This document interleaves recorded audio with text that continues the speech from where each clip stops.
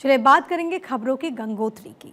उत्तराखंड में नए साल को लेकर के एक अहम फैसला लिया गया। नए साल पर 24 घंटे खुलेंगे होटल और रेस्टोरेंट। पर्यटकों की संख्या को देखते हुए फैसला लिया गया है। पर्यटकों को बेहतर सुविधा देने के लिए फैसला 2 पालियों में कर्मचारियों की वहां पर उनको रखा जाएगा, इसकी शर्त है। तो ये बड़ी जानकारी, पर्यटकों को बेहतर सुविधा देने के लिए एक अहम फैसला लिया गया है। और ये कहा गया है कि 24 घंटे रेस्टोरेंट और जो होटल्स हैं वो खुले रहेंगे, क्योंकि उत्तराखंड में पहाड़ में बड़ी संख्या में जो टूरिस्ट हैं वो नया साल मनाने के लिए जाते हैं। ऐसे में उनको किसी प्रकार की कोई कठिनाई ना हो, इसलिए लिया गया है फैसला।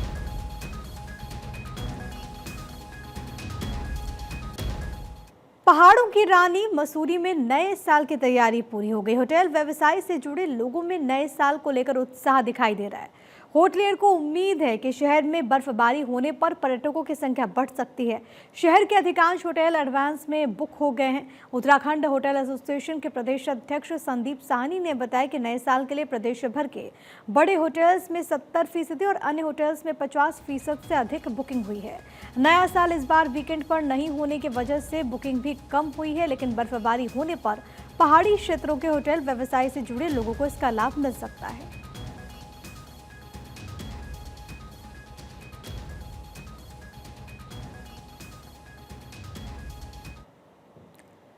उत्तराखंड में नगर पालिका चुनाव की तैयारियां तेज है। बीजेपी ने उम्मीदवारों की पहली लिस्ट जारी कर दी, जिसमें डोईवाला नगर पालिका परिषद अध्यक्ष पद के लिए नरेंद्र सिंह नेगी को उम्मीदवार बनाया गया। नरेंद्र सिंह नेगी बीजेपी के नगर मंडल अध्यक्ष और पूर्व ग्राम प्रधान रह चुके हैं। डोईवाला नगर पालिका परिषद में 60,857 मतदाता हैं। अब तक कांग्रेस ने अपना उम्मीदवार घोषित नहीं किया है। पूरी पार्टी संगठन का मैं धन्यवाद करना चाहूँगा, जिन्होंने मुझ पर एक छोटे से कार्यकर्ता पर विश्वास जताया। और मैं निश्चित रूप से उनके जो प्रयास है, उनकी जो जितनी भी सराहना की जाए उतने कम है। मैं निश्चित प्रयत्न करूँगा कि इस डोईवाला का विकास हम सब मिलकर के आदरणीय पूर्व मुख्यमंत्री त्रिवेंद्र सिंह रावत जी जो हमारे सांसद हैं, अपने आने वाले विधायक जी बृजभूषण गहलोत जो यहाँ के विधायक हैं, और तीसरी सरकार जो डोईवाला की बनने जा रही है, निश्चित रूप से हम सब मिल करके उसको डोईवाला का विकास करेंगे। और क्योंकि जैसा आपको पता ही है कि डोईवाला को A ग्रेड का दर्जा भारतीय जनता पार्टी सरकार ने दिया, तो निश्चित रूप से हम डोईवाला को एक आदर्श डोईवाला नगर पालिका बनाने का हम प्रयास करेंगे। प्रयास क्या, हम तीनों सरकारें मिलकर के इसको आदर्श डोईवाला विधानसभा बनाए, डोईवाला नगर पालिका बनाए। तो उत्तराखंड में निकाय चुनाव को लेकर के इस वक्त तैयारियां जोरों पर है। बीजेपी अपने प्रत्याशियों की पहली सूची जारी कर चुकी है। हरिद्वार के भगवानपुर से रचित अग्रवाल, इसके अलावा इमलीखेड़ा से राजवाला सैनी, ढंढेरा नगर पंचायत से रवि राणा को कैंडिडेट बनाया गया। इस मौके पर मंगलोर पहुंचे पूर्व सीएम रमेश पोखरियाल निशंक का बीजेपी कार्यकर्ताओं ने जोरदार स्वागत किया।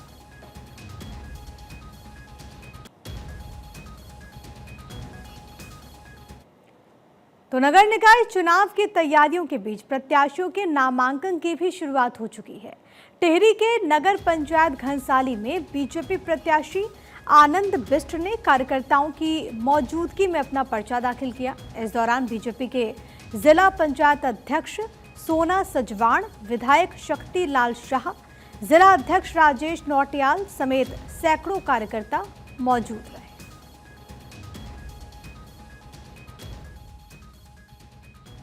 आज नगर पंचायत घनसाली का हमने नामांकन अध्यक्ष पद पे किया। कार्यकर्ताओं में बहुत उत्साह था, बहुत जोश है। आप देख रहे होंगे, मैं नगर पंचायत घनसाली के तमाम नागरिकों को बहुत बहुत धन्यवाद करना चाहता हूं, उनको प्रणाम करना चाहता हूं, जो कि इतनी बड़ी मात्रा में, इतनी भारी बारिश में भी बाहर निकले और हम सब लोगों का सहयोग किया। देखिए, भारतीय जनता पार्टी ने मुझे नगर पंचायत घनसाली पे अध्यक्ष पद के प्रत्याशी घोषित किया है। और निश्चित ही भारतीय जनता पार्टी विश्व की सबसे बड़ी लोकतांत्रिक पार्टी है और एक कार्यकर्ता आधारित पार्टी है। आप देख रहे होंगे कि इतनी बड़ी बारिश के बावजूद और मौसम विभाग की बड़ी चेतावनी के बावजूद आप देख रहे होंगे, मैं समझता हूँ कम से कम 250-300 कार्यकर्ता, मैं आपको गिनाऊंगा, मरवाड़ी से कोट बिसन, निवाल गांव, ऐसे दूरस्थ क्षेत्रों से, आपके गंगी से कार्यकर्ता यहाँ पे आए हैं। तो निश्चित ही कार्यकर्ताओं के मन में उत्साह है, कार्यकर्ताओं के मन में जोश है। और निश्चित ही घनसाली में और नगर पंचायत चमेला में कमल खिलने वाला है। मैं सभी कार्यकर्ताओं को, सभी देवतुल्य अपने जय श्रेष्ठ कार्यकर्ताओं को बहुत बहुत धन्यवाद ज्ञापित करता हूँ कि आप लोगों ने मुझ जैसे छोटे से कार्यकर्ता पर अपना विश्वास जताया है। और मैं निश्चित ही पार्टी के इस विश्वास पर खरा उतरने का प्रयास करूँगा। तो इस निकाय चुनाव में बीजेपी और कांग्रेस ने अपने प्रत्याशियों की पहली लिस्ट जारी कर दी। बीजेपी ने इस दौरान शिवालिक नगर पालिका से राजीव शर्मा और लक्सर नगर पंचायत से देवेंद्र चौधरी को अपना कैंडिडेट अनाउंस किया। बीजेपी ने शिवालिक नगर पालिका से राजीव शर्मा पर दोबारा से दाव खेला है। लक्सर नगर पंचायत पर इस बार ओबीसी सीट होने से बीजेपी ने देवेंद्र चौधरी पर दाव खेला। इस सीट को पहले शासन ने अनुसूचित जाति के लिए रिजर्व किया था, लेकिन बाद में शासन ने इसे ओबीसी वर्ग के लिए रिजर्व कर दिया।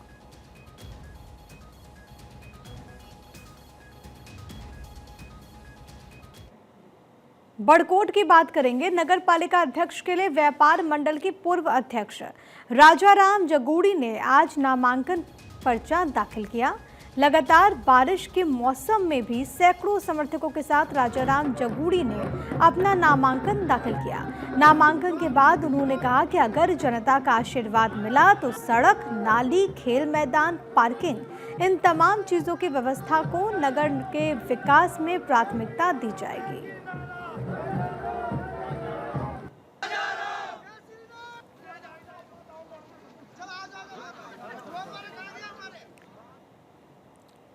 और चुनाव से ठीक पहले बीजेपी में उठापटक भी शुरू हो गई। अल्मोड़ा में बीजेपी के अल्मोड़ा नगर से पूर्व व्यापार मंडल अध्यक्ष भैरव गोस्वामी कांग्रेस में शामिल हो गए। 150 से ज्यादा समर्थकों के साथ भैरव गोस्वामी ने कांग्रेस की सदस्यता ली। अल्मोड़ा नगर निगम सीट ओबीसी आरक्षित हो गई है।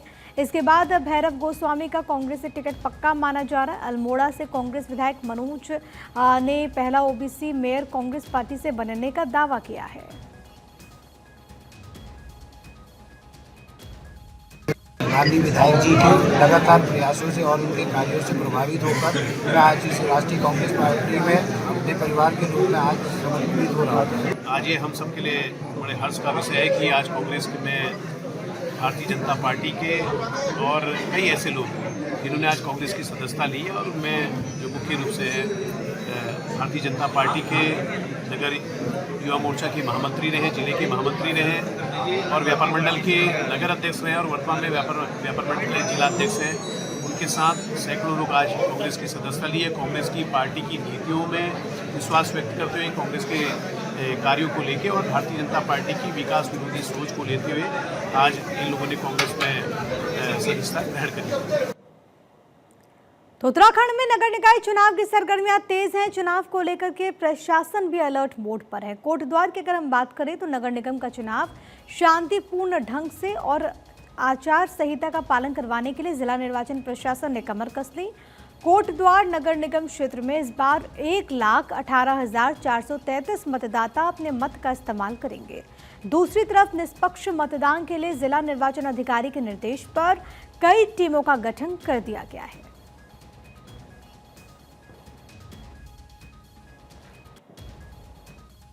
नगर निगम और जनपद पौड़ी के अंतर्गत सभी जगह पर आबकारी की टीम, नगर निगम, नगर पालिका, नगर पंचायत की टीम और राजस्व की टीम, ये तीनों टीमें बनाई गई है, जिनके माध्यम से आचार संहिता के अनुपालन की कार्रवाई की जा रही है। और उत्तराखंड में मौसम का मिजाज बदला हुआ है। देहरादून, हरिद्वार, उधम सिंह नगर में बारिश लगातार हो रही है। प्रदेश के पर्वतीय जिलों में भारी बर्फबारी से पहाड़ों ने सफेद चादर ओढ़ ली है। मौसम विभाग ने प्रदेश के बारिश के साथ ही साथ यहाँ पर बर्फबारी का अलर्ट भी कई जिलों के लिए जारी किया। शुक्रवार को मौसम ने करवट ली। सुबह से आसमान में बादल दिखाई देने लगे। इसके साथ ही मैदानी क्षेत्रों में हल्की बूंदाबांदी और ऊंचे पर्वतीय क्षेत्रों में बर्फबारी भी देखने को मिली। साल के आखिरी हफ्ते में मौसम में हुए इस बदलाव से न केवल स्थानीय लोगों में खुशी दिखाई दे रही है, बल्कि पर्यटकों के चेहरे भी खिले हैं। खास तौर पर व्यवसायियों के लिए ये मौसम बहुत खुशखबरी लेकर के आया है। शुक्रवार को चार धामों सहित ऊंची चोटियों पर बर्फबारी हुई।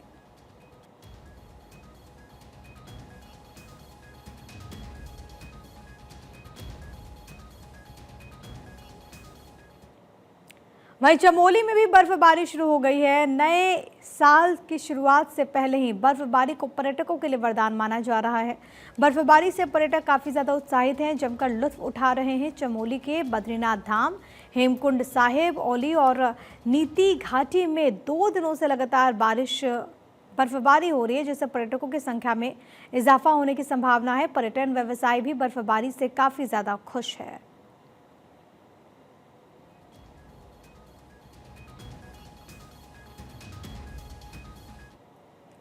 उत्तराखंड के रुड़की में गोकशी के मामले ने तूल पकड़ लिया। हिंदू संगठनों ने गोकशी के आरोपियों को जल्द गिरफ्तार किए जाने की मांग की।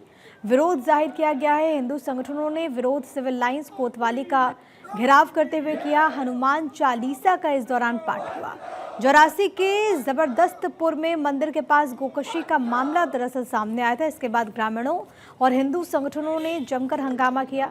इस मामले में अब तक कोई गिरफ्तारी नहीं होने के बाद हिंदू संगठनों ने प्रशासन को 30 दिसंबर तक का अल्टीमेटम दिया। हिंदू संगठनों ने कहा कि आरोपियों की गिरफ्तारी नहीं हुई तो मामले को लेकर जौरासी में हिंदू संगठनों की पंचायत बुलाई जाएगी, जिसके बाद प्रशासन ने आरोपियों की गिरफ्तारी का भरोसा दिया। कोतवाली पर ग्राम जौरासी में एक गौकशी की घटना हुई थी, जिसमें पुलिस के द्वारा तुरंत मौके पर जाकर कार्रवाई की गई थी और मुकदमा उचित धाराओं में पंजीकृत किया गया था। इसमें अभियुक्त अभी वर्तमान में फरार है। लगातार दबिश दी जा रही हैं और जल्द ही अभियुक्त को गिरफ्तार कर लिया जाएगा। जो ग्रामवासियों की और कुछ संगठन यहाँ पर आए हुए थे, उनकी मांग थी कि जो मंदिर के आसपास बनी हुई इमारतें हैं वो अवैध रूप से मंदिर की ज़मीन पर कब्जा करके बनाई गई हैं। जिस संबंध में प्रशासन के द्वारा आज एक टीम भेजी गई है, साथ में पुलिस बल भी जा रहा है और मौके पे अगर नपवाई में वो पाया गया कि वह अवैध निर्माण किया गया तो उचित जो कार्रवाई है वो करी जाएगी। मंदिर है वहाँ जौरासी में, मंदिर की बगल में ही एक अतिक्रमण करके मंदिर की जगह में ही जम्बू नाम के जिहादी ने एक घर बना रखा है। उसी में उसने गोकशी की थी, तो वहाँ के स्थानीय लोगों के द्वारा सूचना मिली, पुलिस भी पहुँची, हिंदू संगठन भी पहुँचे। उसके बाद जो है जॉइंट मजिस्ट्रेट साहब के यहाँ धरना दिया था, एप्लीकेशन भी दी थी और धरना भी दिया। तो 24 घंटे का समय संगठन ने और हिंदू समाज ने दिया था कि 24 घंटे के अंदर उन लोगों की गिरफ्तारी हो और अवैध रूप से जो निर्माण है वो ध्वस्तीकरण हो। लेकिन 24 घंटे के से भी ज़्यादा हो गए, लगभग 36 घंटे हो गए, अभी तक कोई कार्रवाई नहीं हुई। तो आज जो है इस सब विषय को लेकर पूरा हिंदू समाज, उस गांव का और आसपास का आक्रोश था उन लोगों में, और जो हमने धरने का समय दिया था उसी लिए आज हमने यहाँ धरना दिया था। तो अभी सीओ साहब ने आश्वासन दिया है कि एक टीम गठित करके उन्होंने गांव में भेजी है और वो टीम जाके गांव में उसकी पैमाइश वगैरह करेगी। उत्तराखंड में बढ़ रही नदी में डूबने की घटनाओं को देखते हुए एसडीआरएफ मुख्यालय जौलीग्रांट में 53 करोड़ की लागत से डीप डाइविंग पूल बनाया जाएगा। यहां एसडीआरएफ के जवानों को उच्च स्तरीय प्रशिक्षण दिया जाएगा। कमांडेंट एसडीआरएफ अर्पण यदुवंशी ने दावा किया कि 51 फीट गहरा ये डाइविंग पूल देश का सबसे गहरा पूल होगा, जहां पर उत्तराखंड के अलावा बाहर से भी सुरक्षा एजेंसीज के जवान प्रशिक्षण लेने के लिए आएंगे। आपको बताते चले कि एसडीआरएफ जवानों को नदियों में सर्चिंग के लिए प्रशिक्षित करने के उद्देश्य से डीप डाइविंग पूल बनाया जा रहा है। उत्तराखंड सरकार की ओर से डीप डाइविंग पूल बनाने का प्रस्ताव केंद्र सरकार को भेजा गया था। वर्ल्ड बैंक से पूल बनाने के लिए 53 करोड़ रुपए की धनराशि जारी हुई है।